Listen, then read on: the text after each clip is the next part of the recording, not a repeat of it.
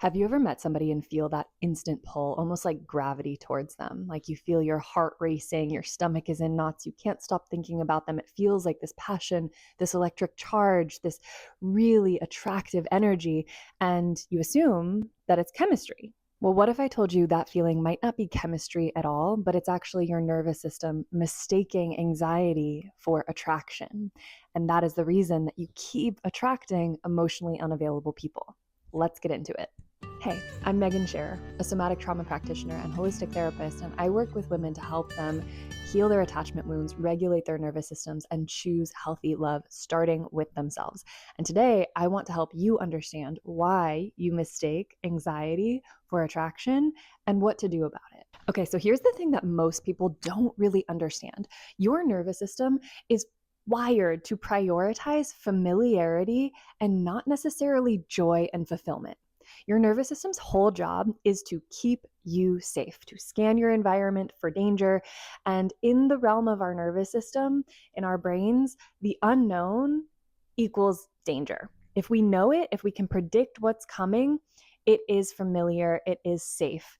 And safe might not actually mean happy, joyful, fulfilling, and comfortable. Sometimes what's known is actually painful or miserable, but our brain and our nervous system will always choose an uncomfortable known over an unknown until we train it to choose differently. So if your brain and body have been wired to confuse chaos for connection, if you grew up in a household maybe where the love that you wanted wasn't available to you, where there was inconsistency, emotional instability, or emotional distance, where you learned to confuse having to earn and show up to perform and achieve love with actually getting your needs met.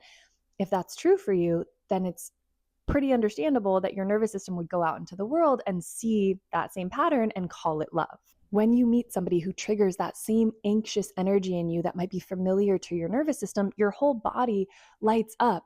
And when it lights up and we feel that familiarity, we're sort of conditioned to believe that must mean this is the one. That must mean this connection is meant for me. We're taught that that soulmate type love, those twin flames meant to be type relationships, cause us to feel all lit up and all excited and all passionate. And it's not to say there can't be excitement in healthy love. However, the anxiety is an important one to look at, and it can often cause us to continue to choose people who aren't a match for what we really want. They're a match for our wounding pattern.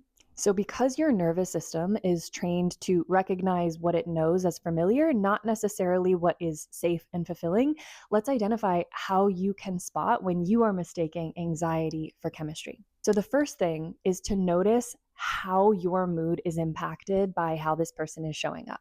If your whole entire mood for the day is determined by whether or not they've texted you back yet, whether or not you have a plan with them, whether or not you have certainty about where this is going, it might be your sign that your nervous system is in a pattern of anxious attachment. And I want to note that this can also happen in a healthy connection. So in the early stages of dating, there are going to inherently be moments where you don't know what's going to happen.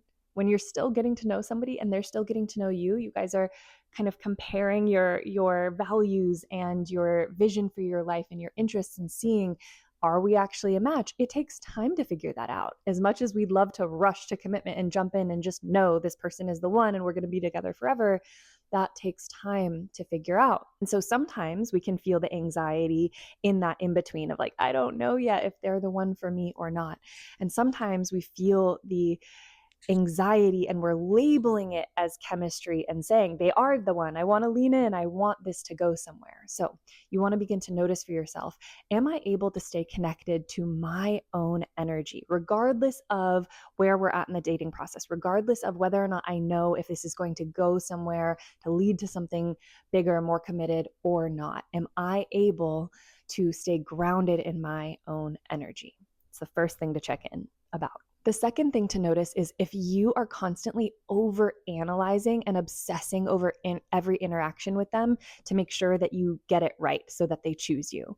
So if you find yourself reflecting on every word you said to them to assess whether or not they're going to like you, whether or not they're going to value you or choose you or see you as good enough, as worthy, Or if you're obsessing over every single word that they've said to you, trying to interpret and extract meaning from it, and it's distracting you from your daily life, then you are probably mistaking anxiety for chemistry. You're feeling like that obsession about them is because there's this genuine great connection there, when actually it's anxiety telling you that you need to reconnect to yourself. Now, the third sign that you are somebody who mistakes anxiety for chemistry is if calm, consistent, stable people feel boring, uninteresting, or unattractive to you, and the unpredictable ones feel exciting and attractive and electric.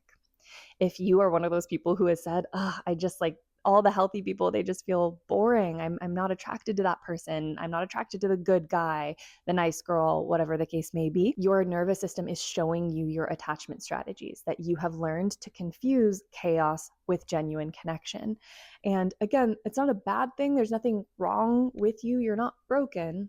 But if you do want to experience healthy connections and healthy love, you're going to have to retrain your nervous system to be able to feel at ease with somebody else who is calm, emotionally available, and receptive for what you want, and to begin to repel and say no to the people who are unpredictable and emotionally distant. So here's a simple somatic check-in that you can do anytime you are building a new connection with somebody and you feel that electric charge and you're trying to discern, is this healthy chemistry or is this anxiety and a core wound that needs my attention? Okay, so what you're going to do is take a moment to place your hand on your heart. Begin by taking a slow, deep inhale through your nose, and out your nose, a slow exhale. And then ask yourself, as you're breathing, does my body feel grounded and safe around this person?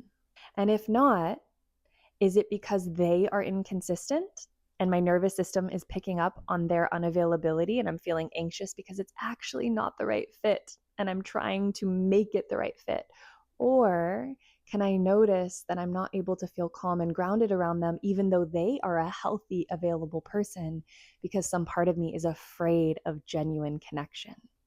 It could go either way. You might notice tension somewhere in your body. You might notice shallow breathing or a rapid heart rate. Those are all physical symptoms, somatic symptoms of anxiety, and your body, your nervous system telling you, hey, there's something to pay attention to here. And again, the thing to pay attention to might be, this person's not actually a good fit for you. They are reflecting a core wound that hasn't been healed yet. Or it might be the opposite, but the work is still the same. The anxiety might be, I think this person actually could be really great for me. I think this is an eligible, genuine connection. And my core wound is telling me that I'm scared of getting hurt. I'm scared of getting rejected. I'm scared of getting enmeshed with them. I'm scared of being abandoned. Either way, we need to take the time to support our nervous system, healing our core attachment wounds so that we can choose to show up for ourselves first and foremost, regardless of who else comes and goes. Your relationship with yourself is the most important one you will ever have. And then from there, we can build healthy, secure attachment strategies so that we can have loving connections with other people, because that's what we're here for. We're not meant to do everything all alone as human beings. We are wired for connection. It's just that sometimes early in life, our wiring gets crossed. So if you are ready to rewire your attachment patterns, regulate your nervous system, and finally feel safe in healthy connection, as well as feeling safe being single until the right connection for you shows up, because again, both are important. We need to trust in our relationship with ourselves so that we can hold a standard and hold a boundary for what we really want in our love lives. If you're ready for all of that, then I invite you to join my 12-week program, Awaken Love. It runs once per year. We start in October. You'll get everything you need, the somatic tools, the subconscious reprogramming tools to build healthy relationships and maintain them over time, and to build strong self-worth in the process. So you can check the info below this video to save your spot, and I will see you in there. And remember, when it is healthy love, there will be a connection that feels exciting, that feels passionate, that feels joyful, but it will also feel stable, secure, grounded, and safe. And that is what your body needs. Your body doesn't need the emotional roller coaster of the chemistry that is really just masking anxiety.